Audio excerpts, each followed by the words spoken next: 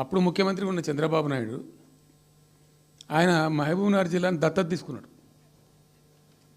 ఆయన దత్తతలో ఉండే చేసి నేను అడాప్ట్ చేసుకుంటున్నా ఈ కరువు జిల్లా, దీన్ని అది చేస్తా ఇది చేస్తా పొడి చేస్తా అని మాటలు చెప్పి ఇష్టం వచ్చినన్ని పునాదురాలు వేసిండు.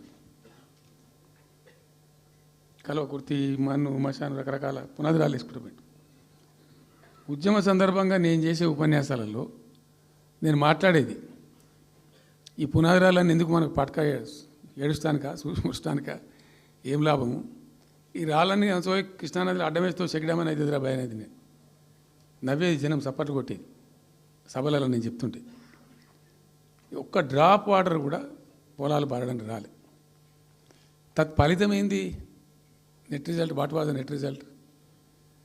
పాలమూరు జిల్లాలో ప్రతి తాలూకా కేంద్రం అంటే ప్రతి నియోజకవర్గ కేంద్రం నుంచి వలసలు పోవడానికి ప్రజలు ప్రతి బొంబాయి నుంచి bus, Narayanpet Bombay bus, Wanaparthy Bombay bus, ఇంచుమించు అన్ని తాలూకాల నుంచి బొంబాయికి డైరెక్ట్గా బస్సు. ఏం చేస్తారు? ప్రజలు పుట్ట చేత పట్టుకొని వలస పోవాలి, బతకపోవడు తప్ప ఇంకో గతి లేదు. జిల్లాకు జిల్లా మొత్తానికి మొత్తం 100% కృష్ణా బేసిన్లో ఉంటుంది. భయంకరమైన కరువు. చివరికి ఆ జిల్లాలో ఉండే అనేక మంది కవులు అనేక పాటలు రాసిండ్రు.